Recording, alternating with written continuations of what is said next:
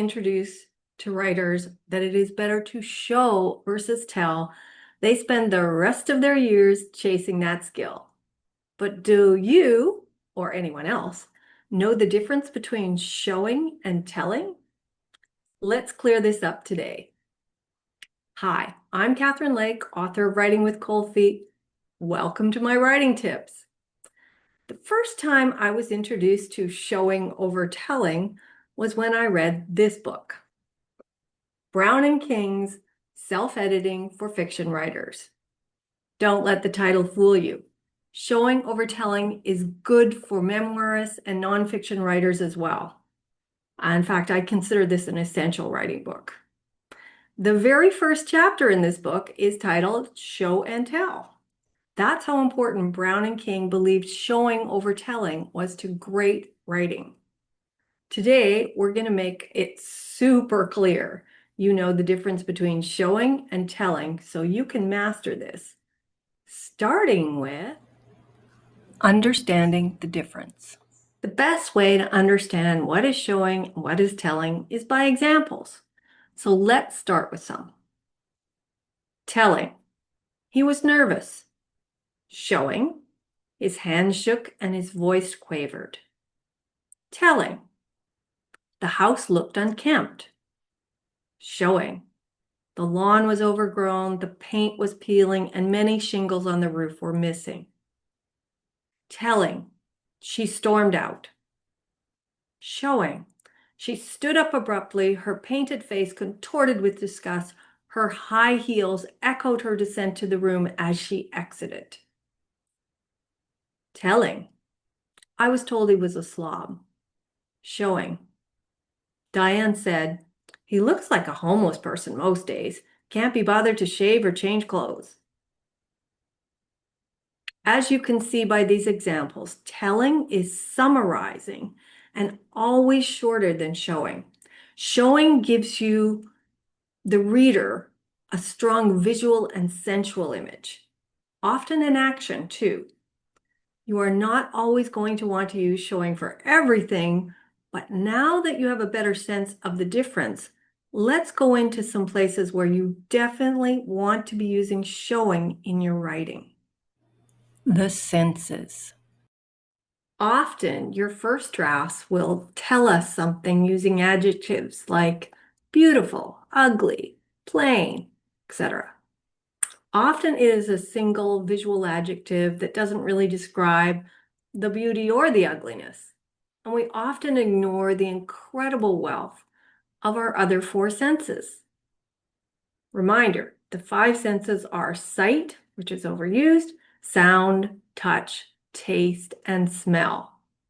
I also add a sixth sensual trait too, which you can learn about in this video, which I will link in the description and at the end of this video.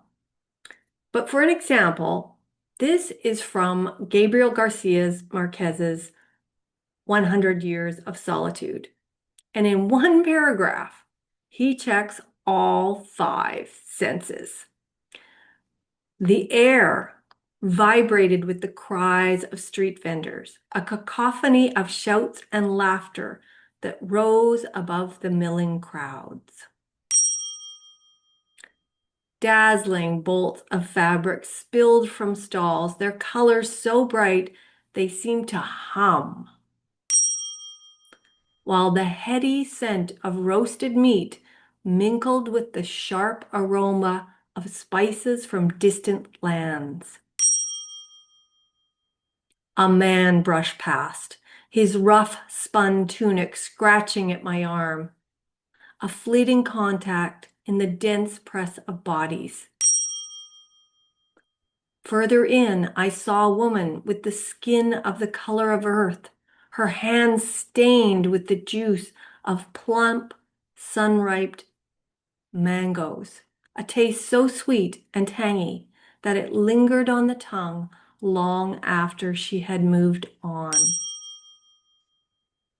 All five.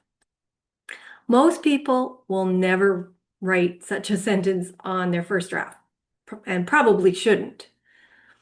When you want to show by writing sensual, I have a writing tip for you to use that I use in my writing process, and you're free to borrow it.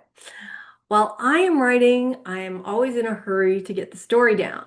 So if there is an introduction of a new location, a new person, I put an XXX marker and return later to that for my second draft to give that location or person or whatever a better and more sensual description.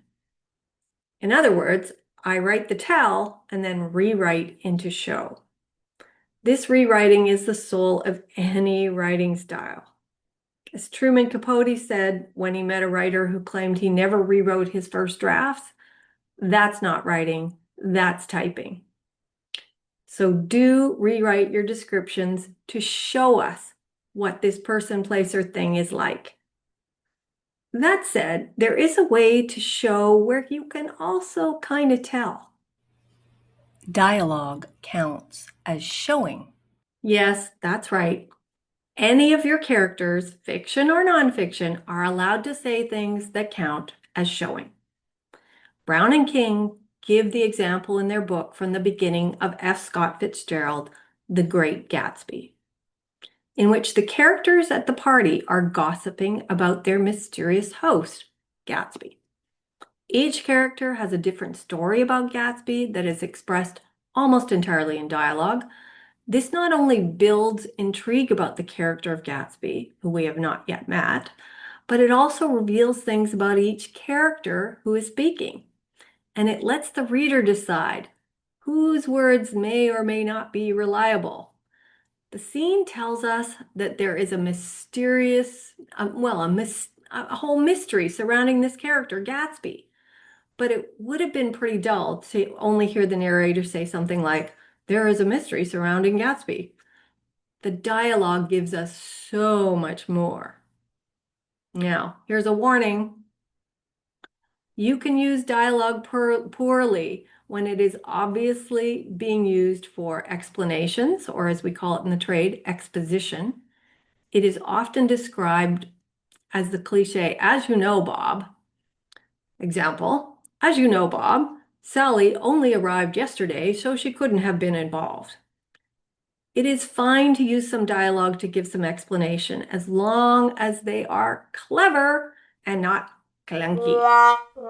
And only if you cannot do it better by showing some sort of scene or action. That's right, action. Action is the best show for plot or character. Action that shows the unfolding of the story or reveals the character and their motivations is golden story showing. A plot should be mostly action. We are following a character in the story.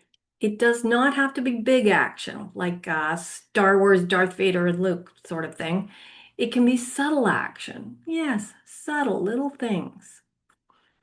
Any action which reveal who a character really is will excite the reader. Usually, this is to reveal a plot point or to reveal a character's flaws, their strengths, or their true feelings. You don't want to just tell the reader that any of the character is evil, stupid, perky, ethical, ruthless, a genius. You want to show it in what they do. Action will always be the best way to show. In showing flaws and strengths in characters, often one is obvious from the start and the other is hidden until it is revealed. This is fun. A character may be charming in one scene, but there could be a scene that reveals that they are ruthless underneath. What do we see in people in movies like Reservoir Dogs, House of Cards, Peaky Blinders? Yeah. George R. Martin also shows us how Tyrion, he has brains and wit, but they're greater than his physical stature. We see his addictions and reveling in his debauchery, but he is also kind and compassionate. Think of perky characters in movie and TV. How do we know they are perky? But are they also gossipy and cruel? It is interesting if you can find ways to show rivals to your main characters who are both different and in other significant ways they are very much alike. Think of the movie Bridesmaids, the rival speeches at the engagement party, hilarious, trying to outdo each other. Though they are very different women, one is rich, one is poor, one is elegant, one is casual, one is successful, one is kind of a failure. They are both insecure and need their best friend's approval. So in that way, they're alike, and that was so neat seeing that side by side. So I'm going to give you a little exercise. This is a show versus tell character development exercise. What would each of your main characters do in a crowded park if they found $100 on the ground? Hint, they should all do different things, whether greatly different or slightly different, depending on the characters. So try that. Meanwhile, let's go on to summing. Which is which? The list. To make this simple for you, this is the list of what telling is and what showing is. Telling is information, commonly called the data dump. It's explanation, called exposition. Orientation, where are we? Telling can be naming feelings like he felt sad. Thoughts in the head, if overused or long-winded, can be telling. Showing is action, dialogue, thoughts in the head if used sparingly, briefly, and present tense in italics. George R. R. Martin, read him. He is the best master at thoughts in the head used sparingly. Or all of the above can be used in combinations. So it's not necessarily all action, all dialogue. It can be interspersed. And also using, as I said before, sensual descriptions. I've said this before, but a good tip I give to writers is to do a search in their present manuscript for the words tell or told to see if there isn't something there that you convert into showing by using dialogue. Also, I have a tell to show game for writers, which will be in my upcoming book, Writing with Cold Feet's Exercises book. Really fun to do in a group. Until then, go forth and write. Subscribe to this channel for more writing tips, and be sure to check out our free ebooks and affordable online writing courses at victoriaschoolofwriting.com.